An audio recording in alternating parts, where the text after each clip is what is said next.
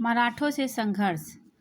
मुगल साम्राज्य की पतनावस्था में मुगलों की केंद्रीय सत्ता निर्बल और प्रभावहीन हो चली थी।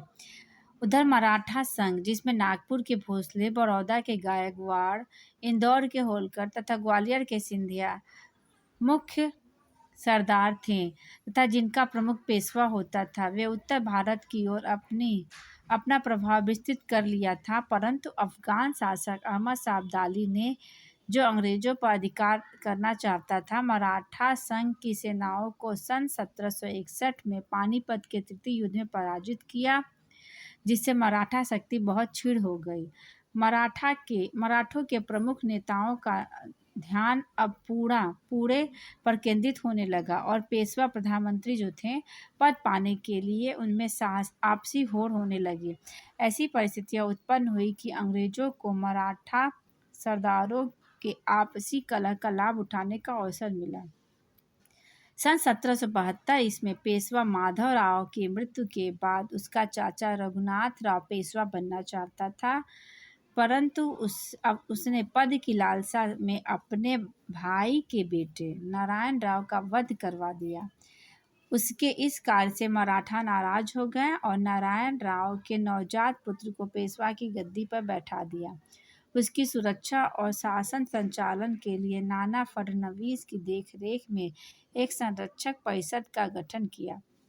रघुनाथ राव अंग्रेजों की शरण में चला गया और उसने अंग्रेजों की सहायता मांगी। वे इसके लिए ही तैयार बैठे थे। अंग्रेजों और मराठों के बीच प्रथम मराठा युद्ध 1775 से 1782 ईस्वी हुआ, जो 7 वर्षों तक चला, किंतु नाना फडणवीस के कुशल नेतृत्व तथा मराठों की सैन्य शक्ति के आगे अंग्रेजों को अधिक सफलता न मिल सकी। अंत में सालबाई नामक स्थान पर सन 1782 ईस्वी में दोनों पक्षों के बीच संधि हुई। इसके अनुसार नारायण राव के नवजात पुत्र को पेशवा स्वीकार कर लिया गया और सन 1800 ईस्वी में फडणवीस की मृत्यु हो गई और मराठों पर आपसी संघर्ष के बादल मंडराने लगे। मराठों ने बेलजली की सहायक संधि से अपने को दूर रखा। होलकर ने पेशवा बाजीराव द्वितीय तथा सिंधिया की सेनाओं को पराजित कर लिया और पूना पर अधिकार कर लिया। पेशवा बाजीराव द्वितीय ने भागकर अंग्रेजों की शरण ली। अंग्रेजों ने सहर्ष पेशवा की सहायता करना स्वीकार कर लिया। सहायता देने के पूर्व अंग्रेजों ने उसे सहायक संधि स्वीकार करने को बाध्य कर लिया, जिसके परिणाम स्वरूप पेशवा का एकाधिकार समाप्त हो गया। परंतु भोसले तथा सिंधिया को यह अपमान सहन नहीं हुआ और उसने लॉर्ड बेलजली के विरुद्ध द्वितीय मराठा युद्ध 1803 ईस्वी में घोषणा कर दी कि इसमें अंग्रेजों की जीत हुई। अंग्रेजों ने उन्हें अपमानजनक संधियां करने के लिए विवश कर दिया।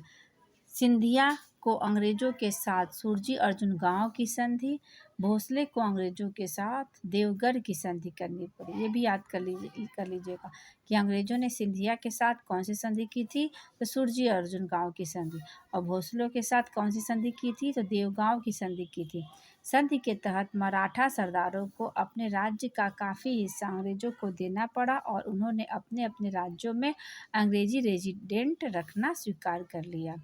इसके पश्चात कंपनी ने होलकर के विरुद्ध द्वितीय मराठा युद्ध 1804 से 1805 ईस्वी तक छेड़ दिया, जिसमें अंग्रेज सफल रहे और दोनों के बीच राजपुर घाट 1806 ईस्वी की संधि हो गई।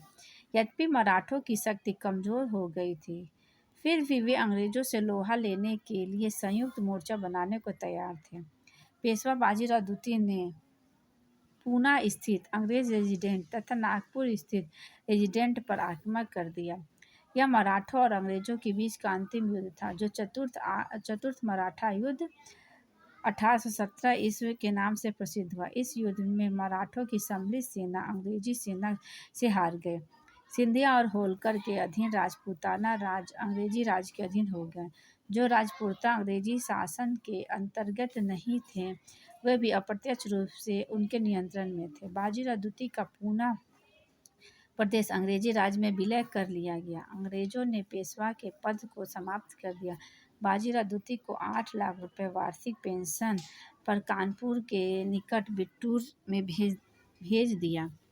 डलहौजी के विलय नीति। सहायक संधि नीति द्वारा जिस तरह वेलेज़ली ने भारत के अनेक राजाओं को अपने नियंत्रण में कर लिया था, उसी प्रकार लॉर्ड डलहौजी ने भी अंग्रेजों को हड़पने की एक नीति अपनाई। अगर पूछे सहायक संधि किसने किया था, तो लॉर्ड वेलेज़ली ने चलाया था। हड़प नीति किसने चलाया था, तो लॉर्ड डलहौजी ने चलाया था। इस नीति के अंतर्गत उसने यह नियम घोषित किया कि भारत के जिन जिन राजाओं को कोई पुत्र न हो, वे अंग्रेजों की अनुमति के बिना किसी को गोद नहीं ले सकते थे। हिंदू धर्म के मान्यता के अनुसार प्रत्येक संतानहीन व्यक्ति को गोद लेने का अधिकार प्राप्त है, किंतु डलहौजी ने अंग्रेजी राज के अधीन किसी संतानहीन भारतीय नरेश को गोद लेने का अधिकार निषेध कर दिया। इस नीति के अंतर्गत उसने लाइन से कौन कौन राज्य जीता? सतारा, नागपुर, उदयपुर, जैतपुर, बघाट, संभलपुर, झांसी के राज्यों को अंग्रेजी राज्य में मिला लिया। ये सब 1892-93 ईस्वी की बात है। डलहौजी ने यह भी नीति अपनाई कि भारतीय नरेशों को दी जाने वाली पेंशन या उपाधियों से भी वंचित कर दिया जाए। कर्नाटक के नवाब और तंजौर के राजा तथा नाना साहब की पेंशन और उपाधियां समाप्त कर दी गई। आइए इसके अलावा हम युद्ध के बारे में जानते हैं। ये कुछ युद्ध है। अंग्रेजों का अवध, बनारस और रुहेलखंड तथा पिंडारियों से जो युद्ध हुए उसके बारे में हम जानते हैं। युद्ध एवं वर्ष। अवध से जो युद्ध हुआ था 1856 ईस्वी में लॉर्ड डलहौजी तथा नवाब वाजिद अली शाह के बीच हुआ था। कारण क्या था? नवाब वाजिद अली शाह पर कुशासन एवं अकर्मकता का आरोप लगाया था लॉर्ड डलहौजी ने, जिसके कारण अवध राज्य को अंग्रेजी राज्य में मिला लिया गया। फैजाबाद की संधि हुई। फैजाबाद संधि अंग्रेजों को 22.5 लाख रुपए कर के रूप में दिए गए। नवाब को कलकत्ता में नज़रबंद कर दिया गया और उसे जीवन निर्वाह के लिए 12 लाख रुपए सालाना पेंशन दी गई। रुहेलखंड 1773 ईस्वी में वारेन हेस्टिंग्स तथा रुहेल सरदार हाफिज रहमत खां के बीच हुई। रुहेला सरदार द्वारा अवध के नवाब को 40 लाख रुपए देने से मना कर देना। हाफिज रहमत खां मारे गए। रुहेलखंड के अधिकांश भाग को अवध राज्य में मिला लिया गया। शेष भाग पर रामपुर की रियासत स्थापित हो गई। बनारस 1780 ईस्वी में वारेन हेस्टिंग तथा राजा चेत सिंह अंग्रेजों द्वारा फैजाबाद संधि को तोड़ना तथा अधिक धन, घुड़सवार एवं बंदूकची की मांग मना करने पर चेत सिंह को 50 लाख रुपए का जुर्माना हुआ। दोनों के बीच संघर्ष हुआ। हेस्टिंग द्वारा विद्रोह का दमन कर दिया गया। चेत सिंह के भतीजे को राजा बनाया गया। 22.5 लाख रुपए के वार्षिक कर को बढ़ाकर 40 लाख रुपए कर दिया गया। इसका आप स्क्रीनशॉट ले सकते हैं। पिंडारियों से युद्ध, लूटमार करने वाले लोग होते थे पिंडारी। लॉर्ड हेस्टिंग तथा पिंडारियों के अमीर खां, करीम खां, वासिल मोहम्मद तथा चीतू, इनके 4 सरदार थे। पिंडारियों के छापामार युद्ध से परेशान होकर इन्होंने युद्ध किया था। बहुत से पिंडारी मारे गए थे। अमीर खां ने अंग्रेजों की शरण ले ली थी। उसे टाक की जागीर प्रदान कर दी गई। करीम खां ने भी अंग्रेजों की शरण ली। उसे गोरखपुर जिले में गौस की जागीर मिली। अंग्रेजों का नेपाल तथा बर्मा या म्यांमार से युद्ध। नेपाल युद्ध, इसका पहले स्क्रीनशॉट आप ले लीजिए, इसका भी ले सकते हैं। अब आइए देखते हैं। लॉर्ड हेस्टिंग तथा गोरखा के बीच हुआ था। लॉर्ड हेस्टिंग उस समय राजा था, मतलब गवर्नर जनरल। सन 1814 ईस्वी में गोरखों द्वारा अंग्रेजों के अधीन बस्ती जिले के निकट शिवराज तथा बुटवल क्षेत्रों पर अधिकार हुआ। अंत में गोरखे पराजित हुए। संधि या प्रस्ताव 1816 इसमें सिंगौली की संधि हुई।